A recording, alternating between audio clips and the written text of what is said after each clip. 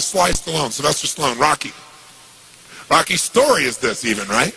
But Sly's is too. Sly's a good friend of mine. And when I first met him years ago, he was listening to my tapes and stuff, and he invited me over for dinner. We started talking. And I said, you know, I've heard your story from other people, but I really love to hear it from the horse's mouth. I don't know how much is mythology, you know, urban myth, and how much is true. So he told me his whole story. He said the essence of it, though, was he said he knew his whole life what he wanted to do since he was very, very young. He wanted to be in the movie business, period. I mean, not just TV, movies. And he said why was, for him, it was a chance to have people not only escape, but to inspire people. And by the way, that drive is what made most of his movies, inspire people to what they're capable of, to overcome unbelievable obstacles, because in his own life he felt like he did that. When he was born, he was pulled out by the forceps. That's why he looked the way he did. That's why he talked the way he did. And he said, so I really want to do that. And he said, I knew why I wanted to do it, and I wasn't willing to settle for anything else. And he said, what happened was, I went out to try and get jobs, and it's not like I went, hey, Adrian, they went, you're a star. It didn't work out real well. They looked at me and said, hey, you're stupid looking. Do something else. You know, what is this talking like this? There's no place for you in that stuff. You're never going to be a star in the movies. You're insane. No one's going to want to listen to somebody who looks dopey and talks out of the side of their mouth. Right? And he got no after no after no after no. He said, I was thrown out more than 1,500 times at agents' offices in New York. I said, there aren't 1,500 agents in New York. He said, I know. I've been to them 5, 6, 7, 8, 9 times. He said, I remember one guy went in there, and I got in there at 4 o'clock, and he wouldn't see me, so I stayed there, and I would not leave. And I stayed overnight. They came back the next morning. I was still sitting there. He said, that's how I got my first job. The guy said, fine, come in here. And he sat down, and he went through this, and he gave my first movie. I said, oh, really? I thought Rocky was your first movie. He said, no, this other movie, I'd never heard of it. He said, I said, well, what character did you play? He said, well, I was in it for about 20 seconds. I was a thug that somebody beat up. He said, because they made me feel like, you know, people hate your guts. You getting beat up will be a good thing. And he did like 3 movies like that. Never got anything. Kept going out. Rejection, rejection, rejection. So finally he realized it wasn't working. So he changed his approach. He said, I was starving, by the way. He said, I couldn't pay for even to have heat in my apartment. My wife was screaming at me every day to go get a job. I said, well, why didn't you? He said, because I knew that if I got a job, he said, I'd get seduced back and I'd lose my hunger. He said, I knew that the only way I could do this is if it was the only choice, if I burned all other bridges. Because if I did a normal job, pretty soon I'd be caught up in that rhythm and that stuff, and I'd feel okay about my life, and I feel like my dream would just gradually disappear. He said, I wanted to keep that hunger. That hunger was the only thing I thought was my advantage. He said, my wife didn't understand that at all. He said, we'd have these vicious fights. And he said, it was freezing. So I was broke. We had no money.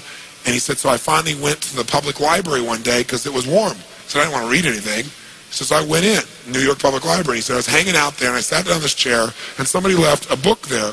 And he said, I looked down at this book, and it was the poems of Edgar Allan, stories of Edgar Allan Poe.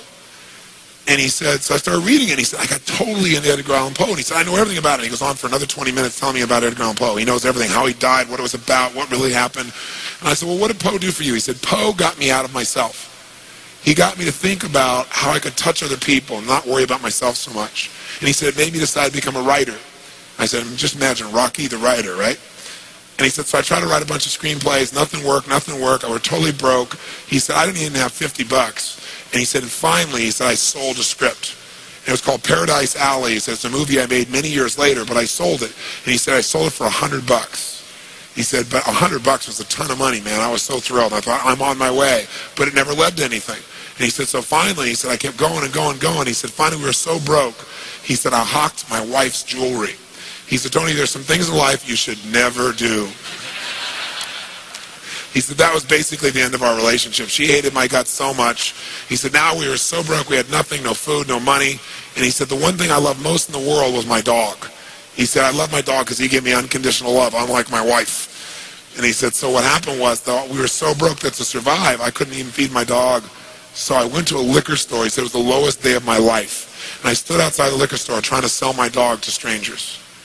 He said, I tried to sell my dog for $50. And he said, finally this one guy negotiated with me and bought my dog for me, my best friend on earth, for $25. He said, I walked away from there and I cried. He said, it was the worst thing that ever happened in my life.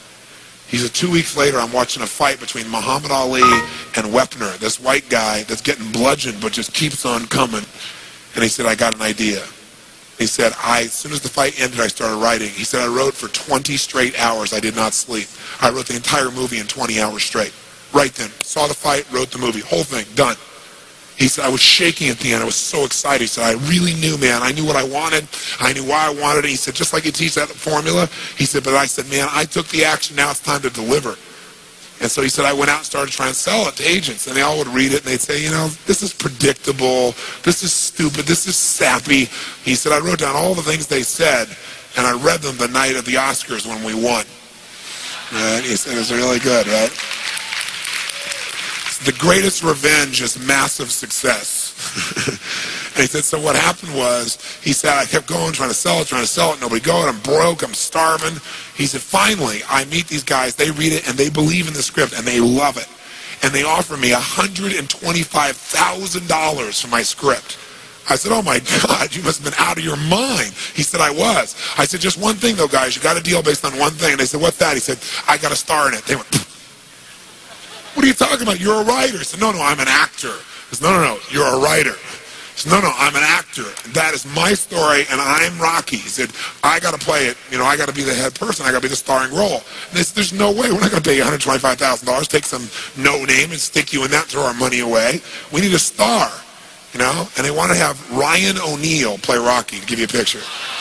Can you imagine? That's who they'd pick, right? And so he said, no way, Ryan O'Neal isn't Rocky, I'm Rocky. Went through this whole thing, right? They said, well, take it or leave it. He said, I left the room. I said, if that's what you believe, you don't get my script. And he left. Here's a man with no money, none, totally broke, offered $125,000 more money than in his lifetime, and he walked away because he knew his real what? Knew his real what? And why he wanted it, he was committed to it. So he said they called him a few weeks later, and they came and brought him back, and they offered him $250,000 not to star in his own movie. He turned it down, $250,000. They came back, their final offer was $325,000. They wanted this thing. He said, not without me, and they said no. They finally compromised, and they gave him $35,000 and points in the movie, because they said, if this is going to happen, then you're going to take the risk with us. And the bottom line is, we don't think it'll work, but at least we won't spend a bunch of money on you. And then they only spent $1 million to make Rocky, and it grossed $200 million at the time. I mean, it was done pretty well. But what's interesting about this is, I said, what'd you do? I mean, even $35,000, it's not $250,000. That's a lot of money when you don't have 25 bucks. I said, what's the first thing you did? I figured you went out and partied or something. He said, I went to that liquor store for 3 straight days and hoped that the man who had my dog frequented the store. He said, because I want to buy back my dog. And that was so cool, right? That was really cool. I said, what happened? He said, third day I was there, this guy walks by, and I see him, and I can't believe it, and there's my dog. And I looked at him, and I said, sir, remember me? And he said, it had been about a month and a half by the time this had all come about.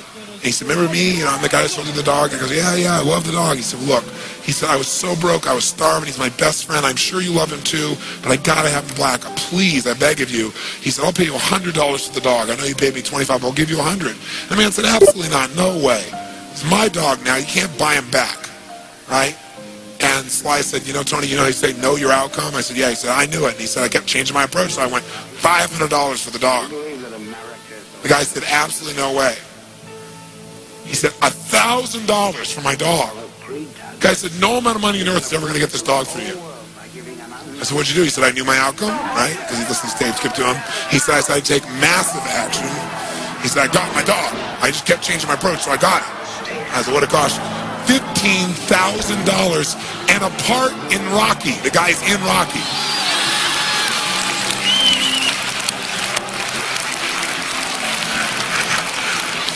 You know that dog in Rocky, Butt Kiss? That's Sly's real dog, right? That's the dog. You bought him back. So he put his dog in the movie, and he put the guy in the movie and paid $15,000 while he had $35,000. Isn't that pretty cool? Pretty awesome.